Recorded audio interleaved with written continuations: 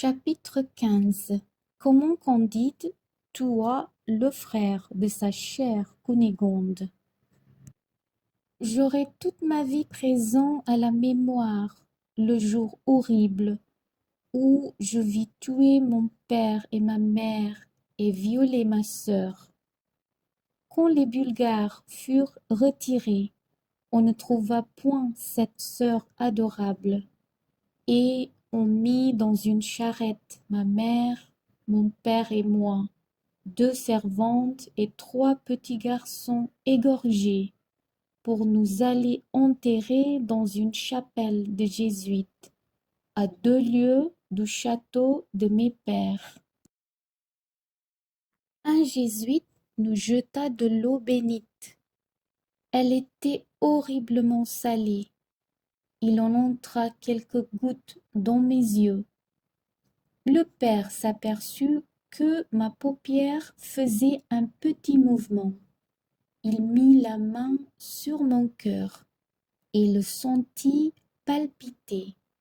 Je fus secouru et au bout de 3 semaines, il n'y paraissait pas. Vous savez, mon cher Candide, que j'étais fort jolie.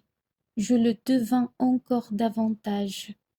Aussi le révérend père Croust, supérieur de la maison, prit pour moi la plus tendre amitié. Il me donna l'habit de novice. Quelque temps après, je fus envoyé à Rome. Le père général avait besoin d'une recrue de jeunes jésuites allemands.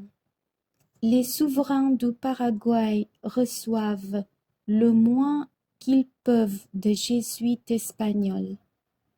Ils aiment mieux les étrangers dont ils se croient plus maîtres. Je fus jugé propre par le révérend père général pour aller travailler dans cette vigne. Nous partîmes, un Polonais, un Tyrolien et moi. Je fus honoré en arrivant du sous-diaconat et d'une lieutenance. Je suis aujourd'hui colonel et prêtre.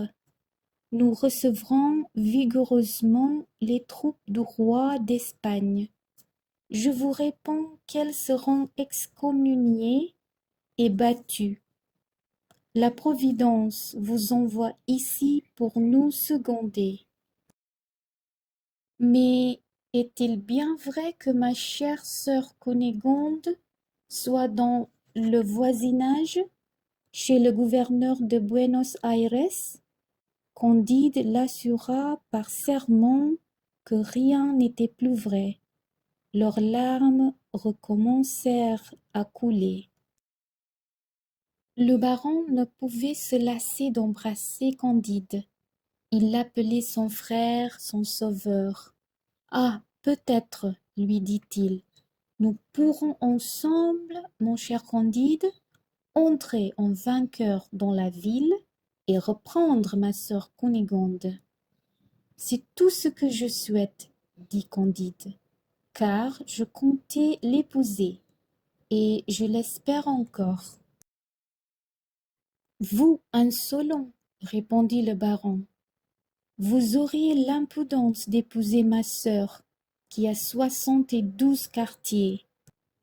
Je vous trouve bien effronté d'oser me parler d'un dessein si téméraire. Candide, pétrifié d'un tel discours, lui répondit: Mon révérend père, tous les quartiers du monde n'y font rien. J'ai tiré votre sœur des bras d'un juif et d'un inquisiteur. Elle m'a assez d'obligations. Elle veut m'épouser. Maître Pangloss m'a toujours dit que les hommes sont égaux, et assurément je l'épouserai. C'est ce que nous verrons, coquin, dit le jésuite baron de Tentrenc, et en même temps il lui donna un grand coup du plat de son épée sur le visage.